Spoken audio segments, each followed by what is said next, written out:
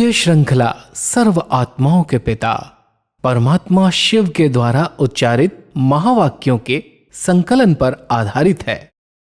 Om Shanti. Godlywood studio द्वारा प्रस्तुत अमूल्य रत्न में आप सभी का हार्दिक स्वागत है। बचपन में सांप और सीढ़ी का खेल हम सभी ने खेला है। कितना भी हम ऊपर जाएं, परंतु यदि सांप आ जाता है तो नीचे उतरना ही पड़ता है। परमपिता परमात्मा भी हमें इस जीवन रूपी खेल में सदा विजयी बनाना चाहते हैं और इसलिए वह हमें इस देह रूपी सांप में फंसने से होने वाले नुकसान व इससे निकलने की विधियां समझाते हैं। आज इन्हीं सभी बातों को विस्तार से हम ईश्वरीय महावाक्यों द्वारा समझेंगे और इन महावाक्यों के स्पष्टीकरण के लिए हमारे मध्य हैं प्रजापिता ब्रह्मा कुमारीज ईश्वरीय विश्वविद्यालय के वरिष्ठ राजयोगी शिक्षक आदरणीय राजू भाई साहब। भाई साहब, आपका आज के एपिसोड में बहुत बहुत स्वागत है। ओम शांति। भाई साहब, आज हम बात करेंगे 26 अक्टूबर 75 के महावाक्यों पर, जिसका टॉपिक है विकारी देह रूपी सांप से सारी कमाई खत्म। परमात्मा कहते हैं कि परमात्मा सब बच्चों को देख रहे हैं कि हर एक ने यहाँ आने पर कोर्स किया है ना। कोर्स के बाद फिर रिवाइज कोर्स चला, रिवाइज के बाद अब अंतिम कोर्स है रियलाइजेशन कोर्स। भाई साहब, कोर्स, रिवाइज कोर्स और रियलाइजेशन कोर्स तीनों को स्पष्ट करें। परमात्मा जब ज्ञान डायरेक्ट सुनाते हैं, जो हम मुरलियाँ सुनते आए बाबा की साकार में, वो जैसे कोर्स के रूप में पढ़ाई हुई जी। फिर जब वो अव्यक्त हो गए, बाबा अव्यक्त हुए, तो उसको हमने रिवाइज किया। जो साकार में हमने सुना था, कोर्स किया था मुरली का, वो रिवाइज कोर्स के रूप में चला जी। और रिवाइज कोर्स अभी भी चल ही रहा है।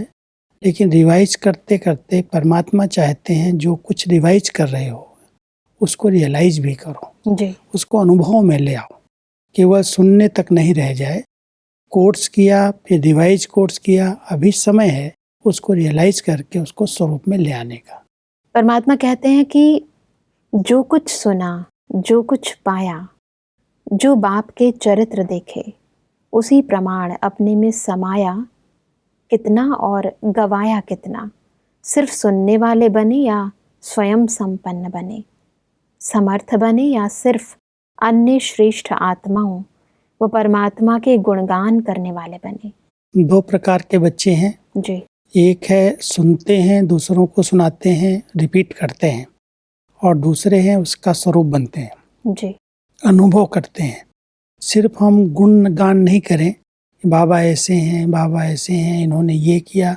कई बार हम एक दूसरे की विशेषताओं का वर्णन करने लगते हैं, लेकिन उन विशेषताओं को हमें अपने जीवन में धारण करना है, उसके विषय में ध्यान नहीं देते जी। तो आवश्यकता ये है कि हम केवल दूसरों की महिमा न करते रहें, सिर्फ बाबा के भी गुणगान करते न रहें, लेकिन वो गुण हमारे जीवन में आ जाए। जी।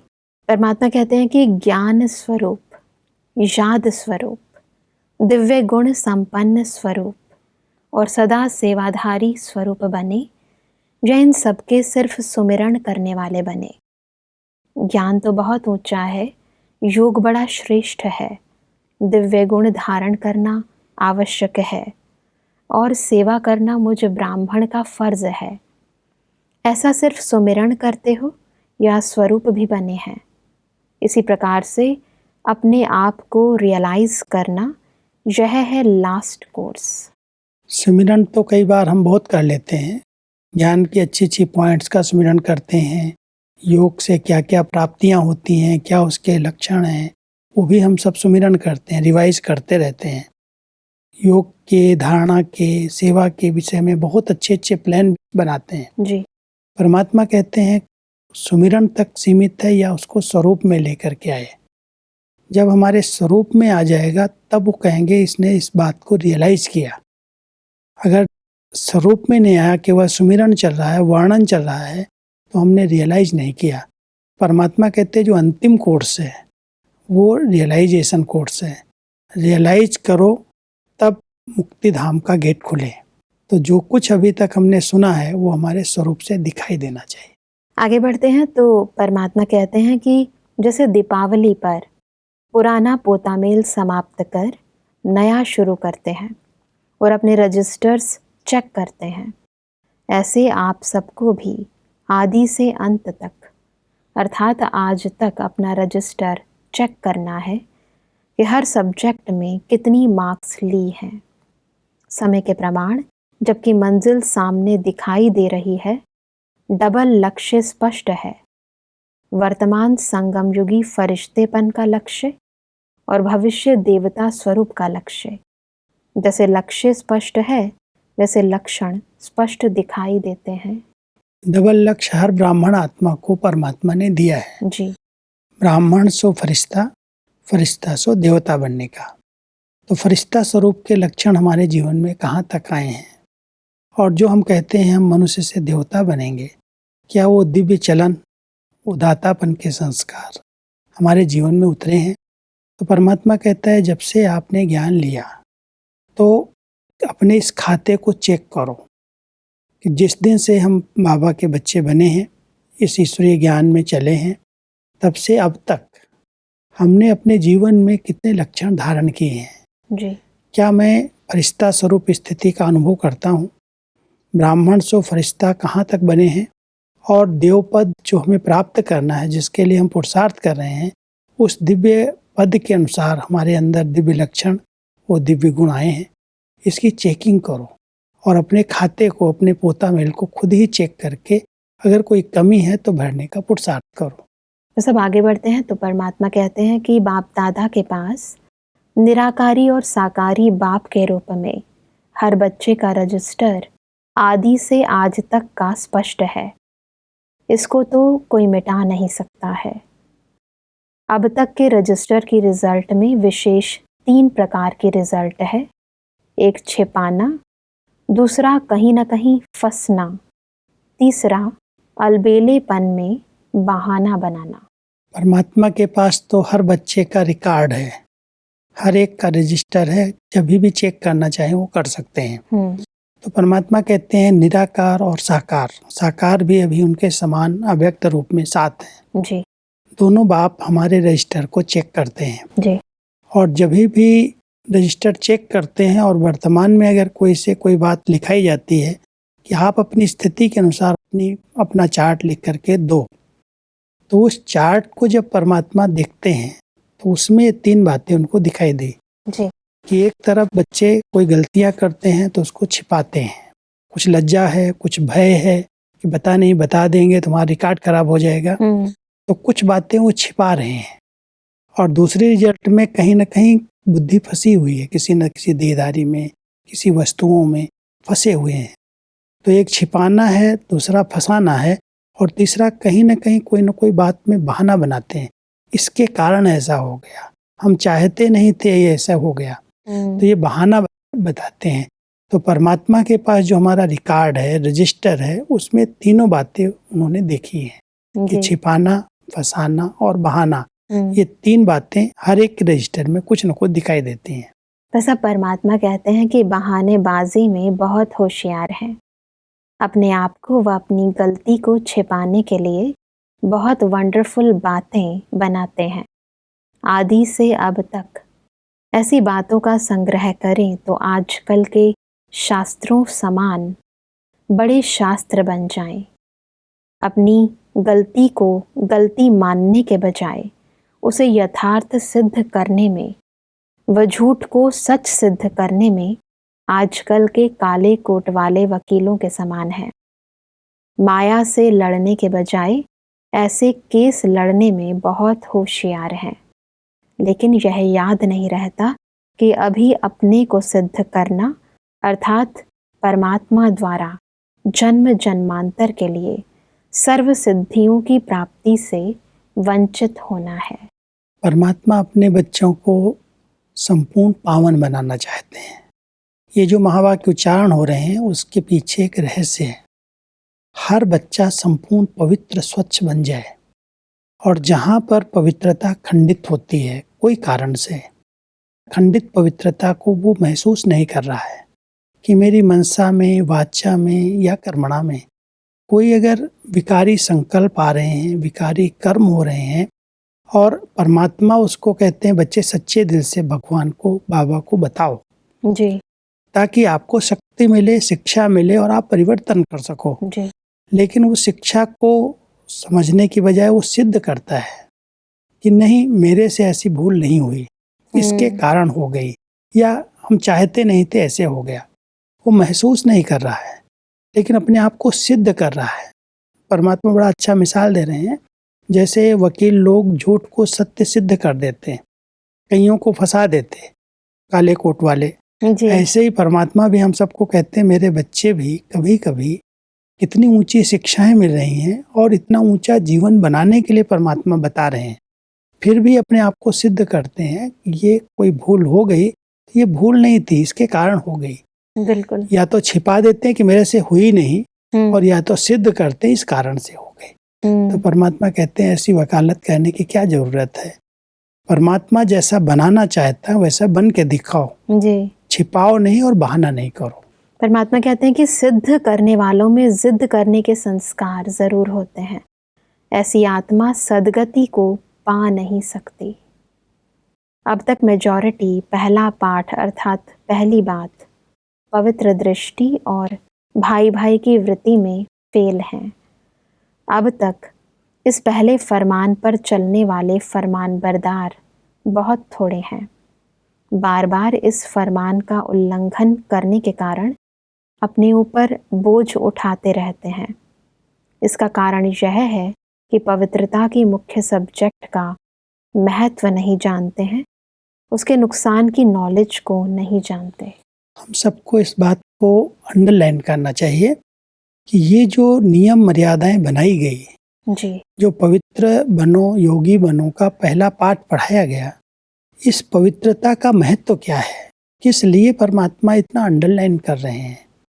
जो इस ईश्वरीय विश्वविद्यालय का फाउंडेशन है, जो ब्राह्मण जीवन का फाउंडेशन है, जिससे सतयुग की स्थापना होनी है, अगर उसी में हम कच्चे हैं, वही हम धारणाओं में अलबेले हैं, उसमें हम परवाह नहीं कर रहे हैं, कहीं ना कहीं फेल हो रहे हैं, तो परमात्मा को ध्यान खिंचवाना पड़ रहा है कि बच्चे कई हैं जो अभी तक इस फरमान का उल्लंघन कर रहे हैं। बहुत थोड़े बच्चे इस बात को समझ रहे हैं कि पवित्रता ही हमारी इस ब्राह्मण जीवन का आधार है, यही सुख और शांति की जननी है, जी इसी से नई दुनिया की कलम लगनी है। इस महत्व को समझने वाले बहुत कम बच्चे हैं। अगर समझ रहे हैं तो उसको धारण करना, और अगर कोई गलती है तो उसको महसूस करके परिवर्तन करना आवश्यकता उसकी है। जी इसलिए परमात्मा हम सबको बड़े कड़े शब्दों में जैसे वार्निंग के रूप में शिक्षाएं दे रहे हैं। आगे बढ़ते हैं तो परमात्मा कहते हैं कि कोई भी देहधारी में संकल्प से व कर्म से फंसना, इस विकारी देह रूपी सांप को टच करना, अर्थात अपनी की हुई अब तक की कमाई को खत्म करना है। चाहे कितना भी ज्ञान का अनुभव हो या याद द्वारा शक्तियों की प्राप्ति का अनुभव किया हो या तन मन धन से सेवा की हो, लेकिन सर्व प्राप्तियां इस देह रूपी सांप को टच करने से, इस सांप के विष के कारण, जैसे विष मनुष्य को खत्म कर देता है, वैसे ही यह सांप भी अर्थात देह में फंसने का विष सारी कमाई को खत्म कर देता है। देखा यह जाता है कि अगर कोई गलती करता है इस प्रकार की, जी विकारी वृत्ति, विकारी दृष्टि, विकारी भावनाएं रखता है, तो पहले तो उसका रिकॉर्ड खराब होता है। जी पूरे ब्राह्मण परिवार में उसकी इज्जत जाती है। भले उसने ज्ञान से, योग से बहुत कुछ किया है, सेवाएं भी की हैं, तन मन धन लगाया है, तो परमात्मा कहता है अगर एक भूल कर ली, पवित्रता की धारणा में आप अलबेले हो गए, तो जैसे आपने पूरी कमाई खत्म कर दी। जी जो आपका इतना अच्छा रिकॉर्ड था वो रिकॉर्ड खत्म हो गया। इसलिए जैसे सांप डस लेता है तो उसकी जीवन खत्म हो जाती है विष से, ऐसे ही ब्राह्मण जीवन में अगर ये विकारी वृत्तियां आपने चेंज नहीं की तो किसी भी समय आपका जो किया हुआ है वो समाप्त हो जाएगा। इसलिए इसको बहुत अंडरलाइन करके होने वाले नुकसानों को समझ करके जी हमें अपनी वृत्ति और दृष्टि को बहुत शुद्ध और पवित्र बनाना है। परमात्मा कहते हैं कि पहले की हुई कमाई के रजिस्टर पर काला दाग पड़ जाता है, जिसको मिटाना बहुत मुश्किल है। जैसे योग अग्नि पिछले पापों को भस्म करती है, वैसे यह विकारी भोग भोगने की अग्नि पिछले पुण्य को भस्म कर देती है। इसको साधारण बात नहीं समझना, यह 5वीं मंजिल से गिरने की बात है। ब्राह्मण जीवन में इस बात को अगर इस तरह से हम बहुत मूल्य देते हैं, इसकी वैल्यू को समझते हैं, तब हम इन विकारों को जीत सकते हैं। जी। तो परमात्मा हम सबको बहुत हाई स्टेज तक, ऊंचाई तक ले जा रहे हैं कि बच्चे, ये काम विकार, विकारी भोग भोगने की जो इच्छाएं हैं, अगर ये भी आपने समाप्त नहीं की तो जैसे कोई बहुत ऊंची मंजिल से नीचे गिरता है, 5वीं 6ठी मंजिल से नीचे गिरता है तो उसकी हड्डी टूट जाती है, वो शरीर छोड़ देता है, जी। बहुत उसको चोट लगती है। ऐसे ही इस ब्राह्मण जीवन में भी अगर ये विकारी भावनाएं आपने चेंज नहीं की तो अचानक एक तो आपके रजिस्टर पर काला दाग लग जाएगा, जी। इज्जत जाएगी, और दूसरा अगर इतनी ऊंचाई से आप गिरेंगे तो आपका जो किया हुआ वो भी खत्म होगा और बहुत बड़ी चोट लग जाएगी। इसलिए इसको बहुत महत्व दे करके अपनी दृष्टि वृत्ति को पवित्र बनाने की प्रतिज्ञा करनी है, और उसके लिए कुछ ऐसी मेहनत करनी है जिससे हमारी एक दृष्टि वृत्ति की क्रिमिनलिटी समाप्त हो जाए। जी। इतना सुंदर आत्मिक स्थिति का अभ्यास किया जाए जो कर्म इंद्रियों की चंचलता समाप्त हो जाए। आगे बढ़ते हैं तो परमात्मा कहते हैं कि आज ऐसे पापात्मा ज्ञान की ग्लानि करने वालों को बाप दादा वार्निंग देते हैं कि आज से भी इस गलती को कड़ी भूल समझकर यदि मिटाया नहीं तो बहुत कड़ी सजा के अधिकारी बनेंगे। बार बार अवज्ञा के बोझ से ऊंची स्थिति तक पहुंच नहीं सकेंगे। प्राप्ति करने वालों की लाइन के बजाय पश्चाताप करने वालों की लाइन में खड़े होंगे। ऐसी रिजल्ट दिखाई देती है कि अगर कोई भी ऐसी गलती कर देता है तो उसको एक तो बहुत पश्चाताप होता है, और जो भी प्राप्तियां हैं उसके बाद वो प्राप्ति की बजाय, खुशी के बजाय वो पश्चाताप करना शुरू कर देता है। तो परमात्मा कहता है कि ऐसा न हो, इसलिए वार्निंग दे रहे हैं कि अगर कोई गलती हुई है या अभी भी कोई ऐसे संकल्प विकल्प हैं तो उनको दृढ़ता के संकल्प से उसको समाप्त करो जी, ताकि आगे के लिए कोई ऐसी गलती ना हो। और इसीलिए परमात्मा कहते हैं कि प्राप्ति करने वालों की जय जयकार होगी और अवज्ञा करने वालों के नैन और मुख हाय हाय का आवाज निकालेंगे, और सर्व प्राप्ति करने वाले ब्राह्मण ऐसी आत्माओं को कुल कलंकित की लाइन में देखेंगे। अपने किए विकर्मों का कालापन चेहरे से स्पष्ट दिखाई देगा। लौकिक में भी कोई ऐसे गलत काम करते हैं तो उनको कुल कलंकित माना जाता है कि ये कुल को बदनाम करने वाले लोग हैं। परिवार में भी ऐसा कुछ गलती कोई होती है तो परमात्मा कहता है इस ब्राह्मण परिवार में इतनी ऊंची इस मर्यादा में अगर कोई अलबेला है तो वो जैसे कुल कलंकित है, उसी नज़र से सारा ब्राह्मण परिवार देखता है जी। इसलिए उससे बचने के लिए हमें प्रतिज्ञा करनी चाहिए, और ऐसी अगर कोई भूलें हुई हैं तो रियलाइज करना चाहिए, छिपाने की बजाय परमात्मा के आगे स्पष्ट हो जाएं और शक्ति लें। विशेष कई होते हैं जो इन कर्मेंद्रियों के बहुत गुलाम होते हैं, कई ऐसे पिछले संस्कार हैं उसके कारण ये कर्मेंद्रियां उत्तेजित होती रहती हैं जी। उसके लिए उनको तपाना पड़ेगा, तपस्या करनी पड़ेगी, और तपस्या करके हम इन कर्मेंद्रियों को शीतल और शांत बना सकते हैं। जी। तो उसके लिए हमें अपना समय देना चाहिए, महसूस करना चाहिए इसका क्या महत्व है और क्यों परमात्मा इतने कड़े शब्दों में वार्निंग दे रहे हैं। अगर वो रियलाइज कर लेगा तो परिवर्तन कर सकता है। परमात्मा कहते हैं कि इसलिए अब से ये विकराल भूल अर्थात बड़े से बड़ी भूल समझ के अभी ही अपने पिछली भूलों का पश्चाताप दिल से करके बाप से स्पष्ट कर अपना बोझ मिटाओ, अपने आप को कड़ी सजा दो ताकि आगे की सजाओं से भी छूट जाएं। हर एक बच्चे को बहुत अच्छी युक्तियां बताते हैं जी कि बच्चे अगर कोई ऐसी भूलें हुई हैं, विशेष करके जब से नया जन्म मिला, जी, ब्राह्मण जन्म मिला, तब से अब तक अगर कोई ऐसी भूलें फिर से हुई हैं जी, तो उनको बहुत स्पष्ट रीति से लिखित रूप में परमात्मा को बताना चाहिए। कोई आत्माएं निमित्त हैं और आप समझते हैं कि मैंने अगर ऐसी कोई बात लिखी तो बात फैल जाएगी, तो बहुत युक्ति से परमात्मा के कमरे में लिख करके, महसूस करके, लिखने का अर्थ ये है कि हम महसूस करें, गलती को रियलाइज करें, और वो गलती लिख करके फिर बाबा के कमरे में योग कक्ष में रख करके और फिर अपने हाथ से ही भले जला दें, जी। लेकिन उसको लिखने का मतलब है प्रतिज्ञा करके अपने को परिवर्तन कर लेना। सिर्फ लिख दिया, एक बार बता दिया नहीं, लेकिन आगे के लिए मैं नहीं करूँगा, नहीं होगा, इस महसूसता के लिए लिखना। और सच्चे दिल से अगर बताएंगे तो परमात्मा की शक्ति मिलेगी, सकाश मिलेगी, ऊपर से वरदान मिल जाएगा, तो वो कमजोरी सदा के लिए समाप्त हो जाएगी। बिल्कुल। परमात्मा कहते हैं कि अगर अब भी बाप से छुपाएंगे, वह अपने को सच्चा सिद्ध करके चलाने की कोशिश करेंगे, तो अभी चलाना अर्थात अंत में और अब भी अपने मन में चिल्लाते रहेंगे, क्या करूं, खुशी नहीं होती, सफलता नहीं होती, सर्व प्राप्तियों की अनुभूति नहीं होती। ऐसे अब भी चिल्लाएंगे और अंत में हाय मेरा भाग्य कह चिल्लाएंगे। तो अब का चलाना अर्थात बार बार चिल्लाना, इसलिए चलाना नहीं है। अगर कोई ऐसे संस्कार हैं, अगर मन शांत नहीं हो रहा, बार बार विकारी संकल्प, स्वप्न, ऐसी बातें बहुत तंग कर रही, परेशान कर रही, तो चलाओ नहीं कि हो जाएगा, ठीक हो जाएंगे। चलाना माना ही कि हम ऐसे छोड़ देते हैं कि हो जाएगा ठीक। परमात्मा कहता प्रतिज्ञा करो, लिख करके वायदा करो और वायदा करके उसको समाप्त कर दो।